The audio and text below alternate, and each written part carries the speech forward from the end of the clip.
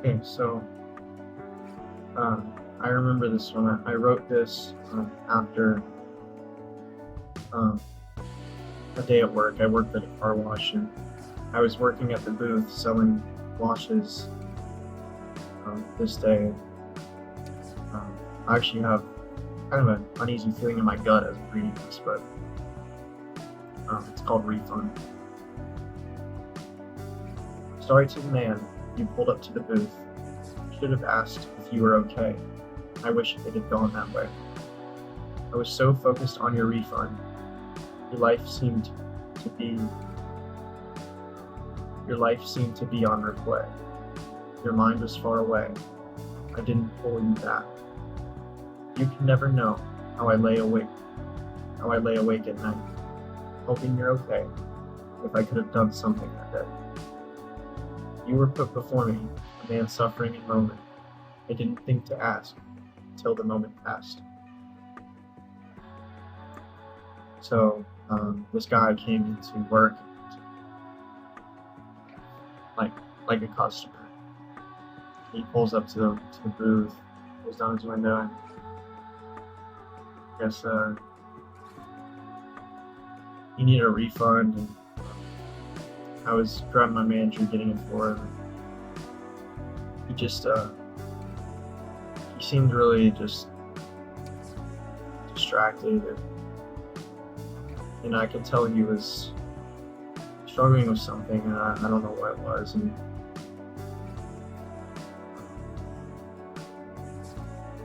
I regret not saying something. I regret not asking if he was okay, even if it was just like, sometimes you ask people and they're just like, oh yeah, yeah, I'm fine.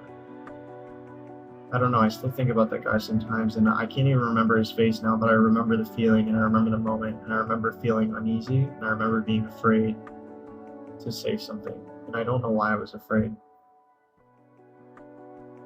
I've always been I've always been very afraid to reach out to people. There was this kid that I was in youth group with, and I remember he was the grade above me, and he went to college, and he was having a rough time in college, and my mom, we knew his mom, asked if I could reach out to him, and I never did. And she kept reminding me like, hey, I've reached out to him and reached out to him, and it was like a whole year had passed, and I still never reached out to him, and I know he needed help, but I was afraid because I was like, as soon as I ask to help, as soon as I ask if things are okay, now I hold that life in my hands, and I was scared of that responsibility. I was scared of having to be the one to help, and as somebody whose core pursuit has always been to help people, I find that I fall short when it matters most. Like even with my dad came in to the house one evening over this past summer, and I did find that I was able to ask him this time, but he comes in and he seems distressed, and I said, hey, is everything okay? And he just kind of responded with something that made me really uneasy, and I didn't poke any further because I was afraid, because his response made me think, what if something's really wrong and I'm not ready to deal with that? And that was difficult because then I had to dwell the rest of the day on what if something happens, because I was afraid to push further to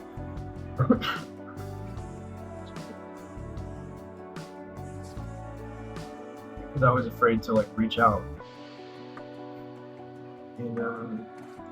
And I can think of another instance just this like a week ago, where my buddy, my freshman roommate, we live in the same house off campus now, and he seemed really distressed one night, and I did have the courage to go up to his room and say, hey, are you doing okay?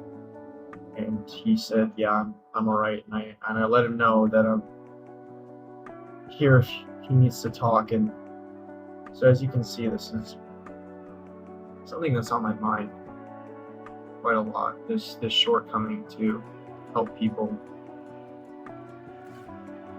because I love the people in my life so much that I am afraid to lose them. And I don't necessarily mean that in like lose them physically, like from this world, but also just like socially. If they drift away from me, I'm afraid of that. So oftentimes I'm so afraid that I don't even seek out the actions to prevent that, to help them, you know. The first letter of John, he says that perfect love is absent of fear. I think that's something I'm always striving for. We actually discussed that in class today, and I'm just now realizing what he meant by that. In First John, is that it's that fear of losing them. That fear of losing them so far as to not do what's best for them, you know? Like somebody who has imperfect love for a significant other will hold on to them long after it's hurt them, you know? So I can say there's moments in my life when I've demonstrated a pure love, when I've done the best for somebody. I've sacrificed even though I've been afraid. But I can also say that there's other times when I was really, really scared and I didn't act and I didn't do what was best for that other person. Because despite loving them, I was more afraid. And that's something I want to strive to do better.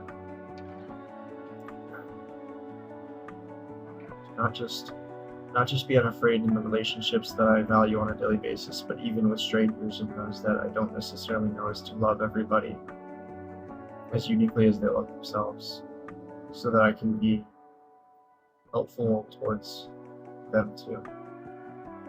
Because it's our job to love our neighbors and to love everybody as they're made, you know, in the image of God, because that's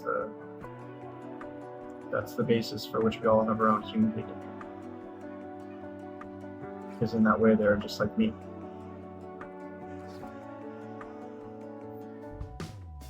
So sometimes I read a poem and I don't realize that it can awaken that much thought. And, but I'm always appreciative of it after the fact. So I hope you can take something from that. That was kind of sort of a testimony on my part. I wasn't necessarily expecting that, but I think it was good to explore that. So thank you for sticking around if you did, and see you again next time. Thank you.